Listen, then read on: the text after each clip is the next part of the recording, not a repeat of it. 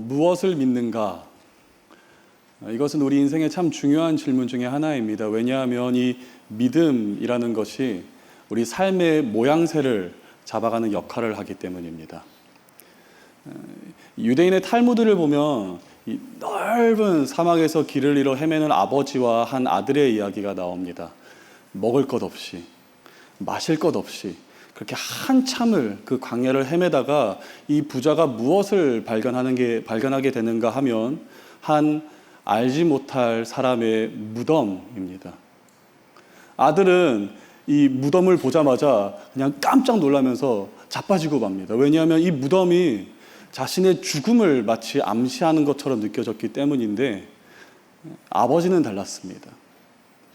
오히려 이 경험이 풍부했던 아버지는 그 무덤을 보자마자 희망을 오히려 품었던 것은, 아버지는 알았던 것이 사막에 사는 사람들은 마을 어기어기마다 무덤을 세운다라는 것을 알고 있었기 때문이며, 지금 내 눈앞에 이 무덤이 있다라는 것은 곧 머지않아 이 무덤에 있는 사람 장례를 치러준 마을이 있을 것이다 라는 믿음이 있었기 때문입니다. 이 두 사람이 비록 똑같은 것을 보고 또 똑같은 것을 바라보았다 할지라도 거기서 한 사람은 죽음을 보았고 또 다른 한 사람은 거기서 생명을 보고 또 희망을 보았던 이유는 이 믿음이라는 것이 우리의 삶의 태도를 대변하기 때문입니다. 무엇을 믿는가? 이것은 우리의 인생에서 참 중요한 질문이 아닐 수가 없습니다. 오늘 설교 제목은 성령을 믿사오며입니다. 우리는 성령을 믿는 사람들이고 우리는 성령을 믿는 교회 공동체라는 것인데, 아마 좀 눈치가 빠르신 분들이라면 오늘 설교 제목을 보시는 순간 저거 사도신경 하셨을 것입니다. 만약 그렇다면 정답입니다. 맞습니다. 이 사도신경을 보면 성부 그리고 성자에 대한 우리의 고백을, 믿음의 고백을 하면서 그에 이어 우리는 성령을 믿사오며 우리는 성령을 믿는 사람들이다 라고 고백하고 있기 때문인데, 이 사도신경의 재미있는 것은 하나님 아버지에 대한 고백을 할 때는 그는 전능하사 천지를 만드신 하나님 아버지이시다라고 고백하고, 이 성자 하나님에 대해서는 그 외아들 우리 주 예수 그리스도이시며 저리로서 산자와 죽은 자를 심판하러 오실 분이시다라는 것까지 고백하고 있는데, 이상하게 유독 성령에 대해서만 다른 어떤 것도 추가하지 않고 딱 두 단어만 이야기하고 있는 것입니다. 성령을 믿사오며. 우리는 성령에 대해서 무엇을 믿는 사람들입니까? 우리는 성령이 누구이시다라고 믿는 사람들일까요? 많은 사람이 기도하고 찬양할 때 보통 고백하게 되는 것은 성령님, 우리가 성령 충만함 받기를 원합니다.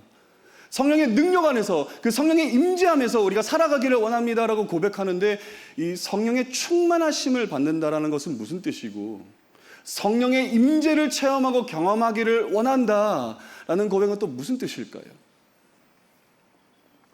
우리가 좀 그것을 살펴보기 위해서는 먼저 예수님께서 우리에게 어떻게 말씀하셨는지를 살펴볼 필요가 있습니다. 요한복음 17장 21절 말씀 제가 읽어보겠습니다. 아버지여, 아버지께서 내 안에, 내가 아버지 안에 있는 것 같이 그들도 다 하나가 되어 우리 안에 있게 하사 세상으로 아버지께서 나를 보내신 것을 믿게 하옵소서. 예수님은 요한복음에서 그 제자들 앞에서 무슨 말씀을 하시는가 하며, 이 삼위일체 하나님, 성부, 성자, 성령 하나님의 관계도에 대해서 설명을 하고 계시는 것입니다. 그러면서 하시는 말씀이, 아버지가 내 안에 계시는데 동시에 내가 아버지 안에 있다라는 거예요. 아버지는 아들 안에 계시는데 동시에 아들은 아버지 안에 계신다라고 말씀을 하시는데, 이것은 일종의 언어 유희가 아니라 그만큼 이 삼위일체 하나님은 서로 상호 침투하며 완벽한 연합 안에서 존재하신다라는 것을 예수님은 말씀하시는 것인데, 오늘 우리가 살펴본 성령님 또한 이 삼위일체 하나님의 일원이시며 아버지와 아들과 이 완벽한 연합 안에서 존재하시고 계시기 때문에 성령님은 누구이신가라는 질문이 있으십니까? 우리는 성령의 무엇을 믿는가라는 질문이 있으십니까? 그렇다면 우리가 먼저 바라봐야 할 것은, 그렇다면 아버지는 누구이신가? 그리고 아들은 누구이신가를 살펴볼 수 있어야 합니다. 그 관계 속에서 우리는 성령을 해석해야 하기 때문이에요. 그렇다면 새로운 질문이지요. 아버지는 누구이십니까? 아들은 누구이십니까? 아버지는 우리를 향한 놀라운 뜻과 계획이 있는 분이심을 우리는 믿습니다. 하나님 아버지께서는 우리를 향한 실패가 없으시며 실수가 없으시며 완전하고 완벽하신 섭리를 가지고 계신 분이심을 우리는 믿는다라는 거예요. 이 시편 139편의 말씀처럼 우리가 모태에서 형질을 이루기도 전부터 이미 하나님의 뜻이 우리를 향하고 있었음을 우리는 믿는 사람들이고, 예레미야 29장 말씀처럼 다 아시는 말씀이시죠. 우리를 향한 하나님 아버지의 뜻은 재앙이 아니고 재난이 아니라 미래요, 희망이요, 평안이 깃든 뜻임을 우리는 믿는 사람들이라는 것입니다. 물론 때로는 살다 보면 우리의 인생 가운데 그 아버지의 뜻이 잘 느껴지지 않을 때도 있습니다. 그렇지 않습니까? 성도님들께서 매일매일 격렬하게, 또 강렬하게 아버지의 뜻을 느끼시는 것 같습니다. 우리의 인생이 참 바쁘고 분주해지다 보면, 참 힘들고 어려워지다 보면 인생 가운데 하나님 아버지의 뜻을 느끼기는커녕 참 내 인생 의미 없다. 참 내 인생 힘들다. 어쩜 이렇게 계획 하나도 없을까? 참 실수투성인 것 같다라고 느껴질 때도 있다라는 것입니다. 그러나 사랑하는 여러분, 마치 우리의 믿음이 우리의 삶을 대변하는 것처럼 오늘 우리가 믿음으로 사는 사람이라면 하나님 안에서 절대 우리의 인생이 무의미하지 않고, 하나님 안에서 우리의 인생이 절대 무가치하지 않는 이유는 무엇인가 하면 오늘도 그의 놀라운 뜻과 놀라운 계획으로 말미암아 우리의 인생을 주관하시고 인도하시는 하나님 아버지가 계심을 믿는 사람들이기 때문입니다. 오늘도 그의 실수가 없으시며 완벽하고 완전하신 그의 섭리로 말미암아 우리를 창조하신 창조주 하나님 아버지가 우리의 하나님이심을, 우리의 아버지이심을 믿기 때문이라는 것입니다. 오늘 혹시 이 자리 가운데 그런 분 계시지 않습니까? 내 인생이 너무 힘들고 지친 나머지 하나님의 뜻이 보이지 않는다. 하나님의 계획도 보이지 않고 그냥 실수, 우연의 집합체처럼만 보인다. 라는 그런 분 계십니까? 오늘 하나님은 다시 한번 그 아버지를 향한 우리의 신뢰를 회복하시기를 원하십니다. 오늘 하나님은 다시 한번 그 아버지를 향한 우리의 믿음을 회복하시기를 원하신다라는 거예요. 왜냐하면 아버지는 우리를 향한 놀라운 뜻과 계획이 있는 분이시기 때문이십니다. 그렇다면 아들은 누구이십니까? 아버지는 우리를 향하여서 놀라운 뜻이 있는 분이시라면 아들은 그 아버지의 뜻을 이루고 성취하고 완성하는 분이십니다. 우리가 말씀 한 구절을 더 봤으면 좋겠습니다. 요한복음 6장 38절 말씀. 예수님은 이렇게 말씀하십니다. 내가 하늘에서 내려온 것은 내 뜻을 행하려 함이 아니요 나를 보내신 이의 뜻을 행하려 함이니라. 예수님은 제자들에게 가르치시기를 자신이 이 땅 가운데 오셔서 하늘에서 내려오신 이유는 나의 뜻을 이루기 위함이 아니라는 것입니다. 나의 소망을 이루고 나의 야망을 이루기 위해서 하늘 가운데서 이 땅 가운데로 내려오신 것이 아니라 오직 나를 보내신 이의 뜻을 행하기 위하여 오셨다라고. 즉 하나님 아버지의 뜻을 이루기 위하여 자신은 이 땅 가운데 오신 것이다라고 역할을 설명하시는 거예요. 즉 예수님께서 이 땅 가운데 하셨던 모든 일은 아버지의 뜻을 이루기 위함이었다라는 이해가 우리에게 오늘 있어야 합니다. 예수님은 왜 그토록 우리를 사랑하시고 용서하셨나요? 예수님은 왜 모두가 미워하고 규탄하고 비난하는 그 죄인들마저, 창기들, 세리들마저 사랑하시고 용서하시고 내가 오늘 너희 집에 유해하겠다라고 말씀하시면서까지 그들과 식사의 자리를 공유하셨습니까? 그것이 오늘 이 땅 가운데 아버지의 뜻을 이루는 일이었기 때문입니다. 왜 예수님은 이사야서에서 나오는 그 예언처럼 눈먼 자를 눈뜨게 하시고 걷지 못하는 자를 걷게 하시고 듣지 못하는 자를 듣게 하셨습니까? 그것이 오늘 이 땅 가운데 본인에게 주어진 완수해야 할 아버지의 뜻이었기 때문입니다. 심지어는 그 죽음이라는 극심한 고통 앞에서조차 얼굴을 땅에 대시고 땀을 피처럼 쏟으시면서까지 고백하셨던 것. 그러나 아버지, 나의 뜻대로 마시고 아버지의 뜻대로 하옵소서라고 고백하셨던 것은 아들은 아버지의 뜻을 이루는 일에 자신의 사명을 발견하는 분이셨기 때문입니다.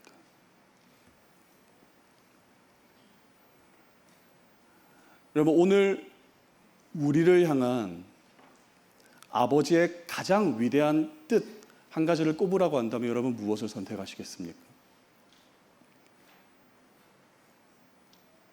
바로 십자가 아니겠습니까? 하나님께서 그 사랑으로 말미암아 사람을 창조하셨는데 그 사람이 하나님께 반역합니다. 그 결과로 영원한 죽음이라는 형벌을 맞이하게 되었는데 그 사실이 아버지의 마음을 너무 아프게 하는 거예요. 아버지의 마음이 찢어지는 것입니다. 그러면서 하시는 말씀이 내가 저들을 구원하기 원한다. 내가 저들을 구속하기 원한다. 다시 한번 내 사랑 안에서 저들과 영원한 연합을 이루기를 원한다라는 새로운 뜻을 가지셨을 때 여러분, 누가 그 뜻에 응했습니까? 누가 그 누구도 엄두도 내지 못할 그 뜻 가운데 순종하셨습니까? 아들입니다. 아들이 아버지 제가 여기 있습니다. 아버지 제가 아버지 뜻을 이루겠습니다. 제가 가서 저들을 구원하겠습니다. 라고 순종하셨던 것입니다. 여러분, 예수님에게 있어서 온갖 고초와 수모를 당하는 것 그거 전혀 문제될 것이 없었습니다. 예수님께 있어서 세상 모든 죄악을 짊어지고 하나님의 어린 양이 되는 것 문제될 것 없었습니다. 설령 골고다를 올라 십자가를 지어 비참한 죽음을 맞이하게 된다 할지라도 그게 아버지의 뜻을 이루는 일이었더라면 예수님 기쁜 마음으로 그 언덕을 오르셨고 예수님 기꺼이 그 십자가 위에서 비참한 죽음을 맞이하시며 테텔레스타이 다 이루었다 라고 말씀하는 분이셨습니다. 왜냐하면 아들은 기필코 그리고 반드시 아버지의 뜻을 이 땅 가운데 이루시고 성취하시고 완성하는 분이시기 때문입니다. 우리는 오늘 그 아들에 대한 믿음을 고백하는 것이에요. 근데 말씀을 보면 예수님께서 참 재미있는 말씀을 하나 하십니다. 그 당시에 그 제자들을 바라보시면서 그리고 오늘날의 우리를 바라보시면서 하시는 말씀이 이제는 너도 이제는 너희도라는 것이에요. 우리는 너무나도 당연하게 너무 자연스럽게 이 땅 가운데 아버지의 그 위대한 뜻을 이루는 것은 예수님 고유의 사역이다. 아니 어찌 우리가 아버지의 뜻을 이 땅 가운데 이루며 살 수 있다는 것인가 라고 생각을 했지만 그게 아니더라는 것입니다. 예수님은 오늘 우리를 바라보시면서 아버지의 뜻을 이루는 그 아들의 사역 가운데로 초청해 주시는 거예요. 우리를 바라보시면서 이제는 너도 나와 함께 너가 부름받는 그 세상의 자리 가운데서 아버지의 뜻을 이루어야 한다라는 명령을 하고 계시는 것입니다.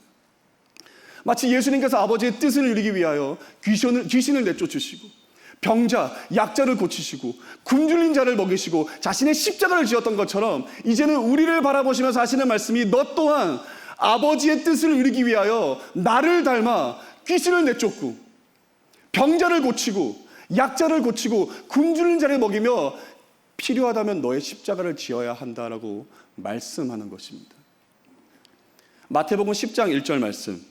예수께서 그의 12 제자들을 부르사 더러운 귀신을 쫓아내며 모든 병과 모든 약한 것을 고치는 권능을 주시니라. 마태복음 14장 15절에서 16절. 저녁이 되매 제자들이 나와 이르되 이곳은 빈들이요 때도 이미 저물었으니 무리를 보내어 마을에 들어가 먹을 것을 사 먹게 하소서. 예수께서 이르시되 갈 곳 없다. 너희가 먹을 것을 주라. 여러분, 이 말씀이 이해가 가십니까? 좀 경솔한 표현이 될 수 있겠지만 제자들이 예수님에게 일시키는 거예요. 예수님, 당신을 따르는 많은 무리가 있는데 빈들입니다. 날이 저물어 갑니다. 이제 가서 당신이 해야 할 일을 하십시오.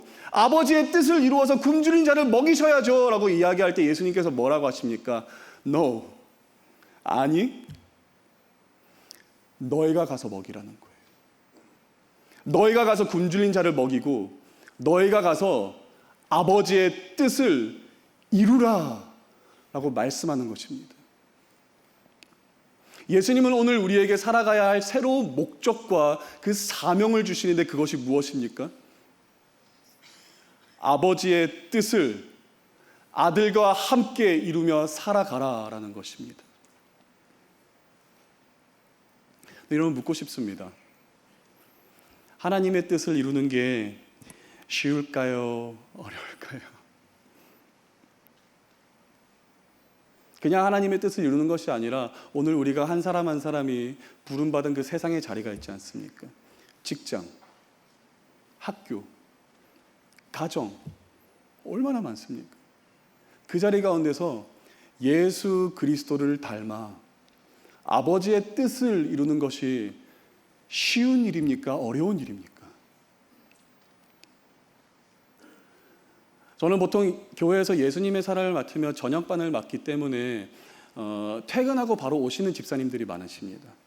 그러면 예수님의 사랑을 시작하면 제가 그 집사님들과 함께 첫째 주에 우리가 큰 포부를 가지고 뜨거운 마음을 가지고 결정하는 게 있습니다. 지금까지는 소위 말해서 망나니처럼 살아왔지만 내 뜻대로 내가 원하는 대로 살아왔지만 우리가 예수님의 사랑을 기점으로 한번 우리가 기깔나게 예수님 한번 믿어보자.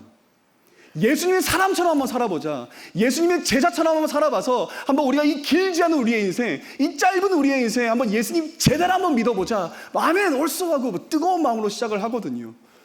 근데 한 주가 지나고 두 주가 지나고 셋째 주가 지나면 그 결단을 지키며 살아간다는 것이 얼마나 어려운 일인지를 우리가 깨닫게 됩니다.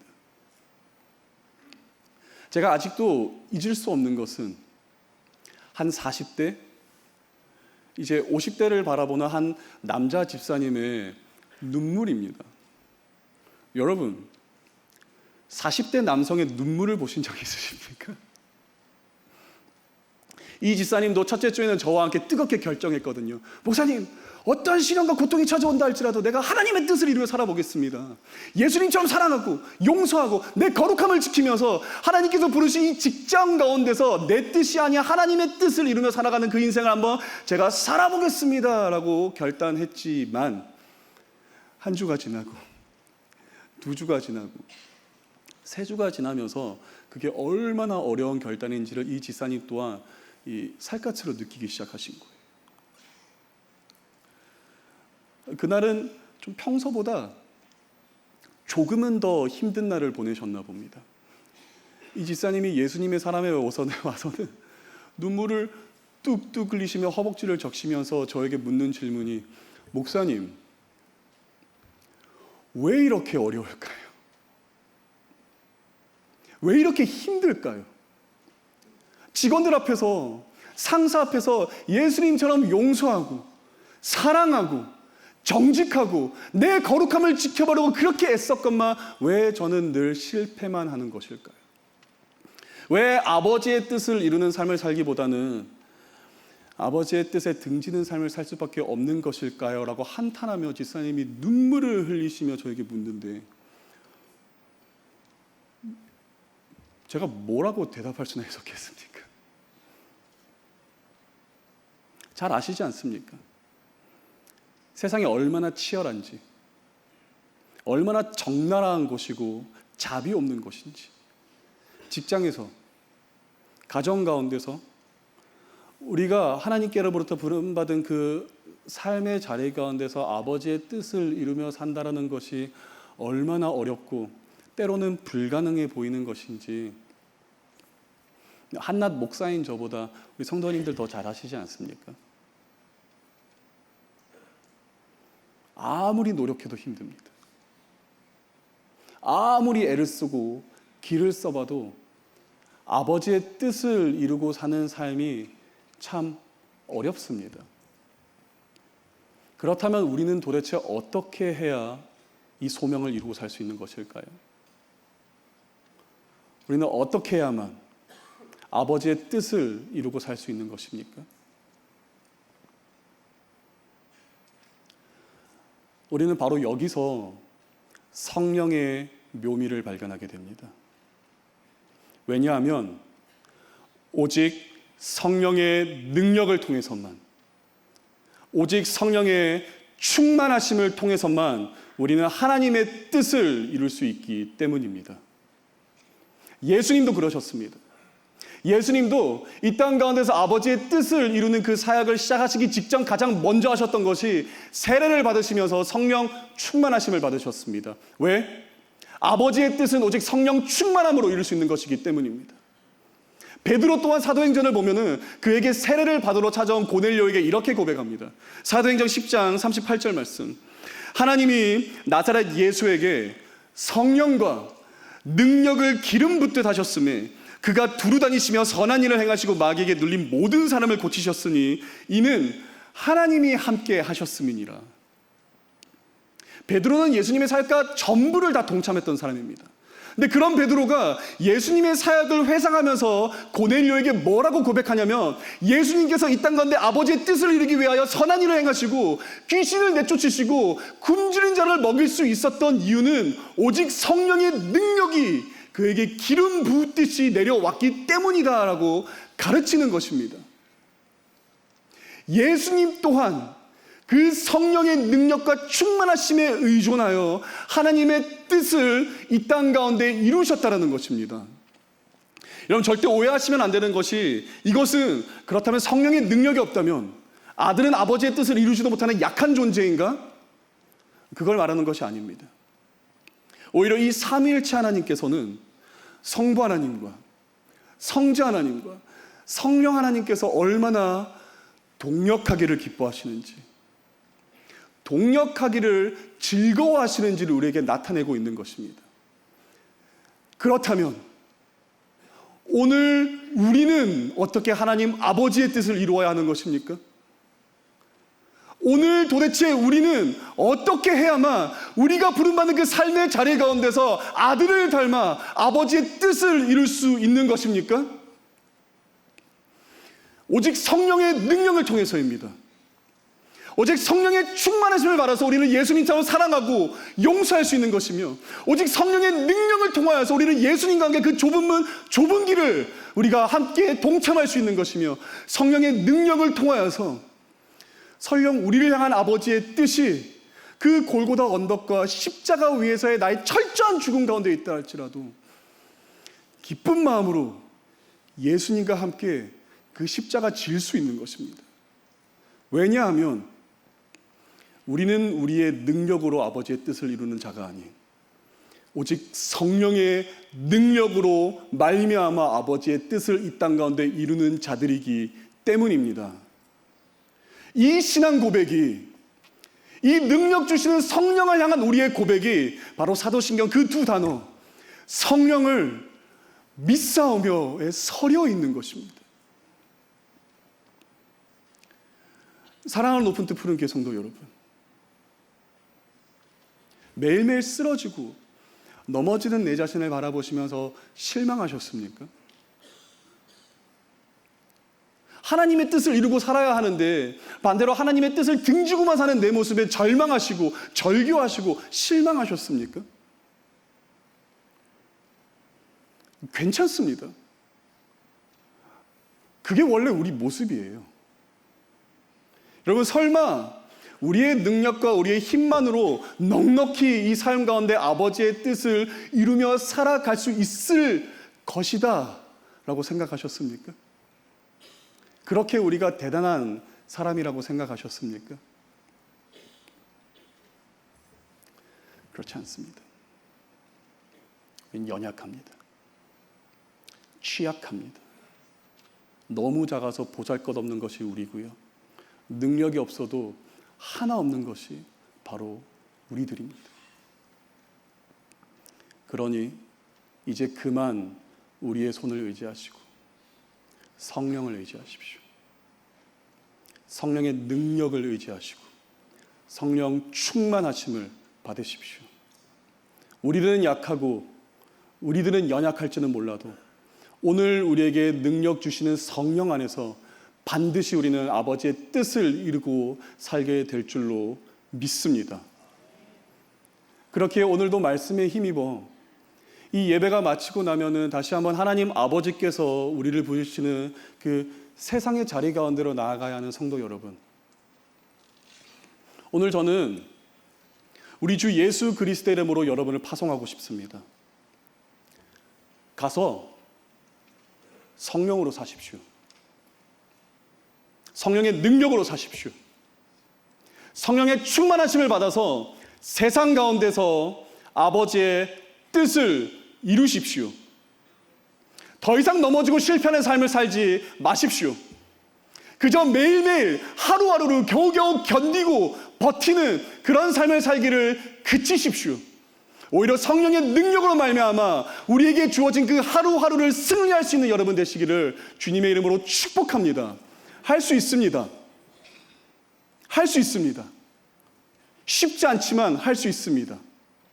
왜냐하면 오늘 우리에게 능력 주실 이는 그 외아들 우리 주 예수 그리스도로 하여금 전능하사 천지를 만드신 하나님 아버지의 뜻을 이루게 하셨으며 저리로서 산자와 죽은 자를 심판하러 오시게 하여서 최후의 승리를 얻게 하신 그 삼위일체 하나님 성령이시기 때문입니다.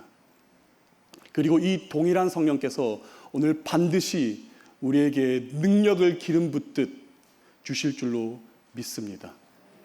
성령을 믿으십시오. 성령을 의지하십시오. 매일매일 아침마다, 점심마다, 저녁마다 자기 전에 성령 충만함을 구하십시오. 하나님의 뜻을 이루지 못하게 될 때, 하나님의 뜻을 등지게 될 때, 넘어지고 쓰러질 것만 같을 때 성령의 충만하심을, 그 능력을 구하십시오. 오늘 우리를 버리지도 떠나지도 아니하실 성령께서 반드시 오늘도 우리가 아들의 사역에 동참하여 우리가 부름받은 그 세상의 자리 가운데서 아버지의 뜻을 넉넉히 이루게 하실 줄로 믿습니다.